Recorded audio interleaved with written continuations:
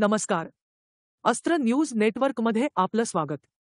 पाहूया आताची महत्त्वाची बातमी.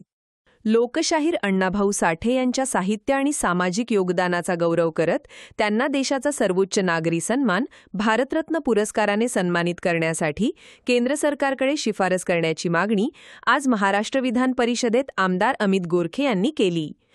सभापती महोदय, साहित्यरत्न लोकशाहीर अण्णाभाऊ साठे यांनी समाज परिवर्तनासाठी साहित्य हे माध्यम निवडले. छत्रपती शाहू महाराज, महात्मा फुले, डॉक्टर बाबासाहेब आंबेडकर यांचे विचार शेवटच्या घटकापर्यंत नेण्याचे काम त्यांनी केले.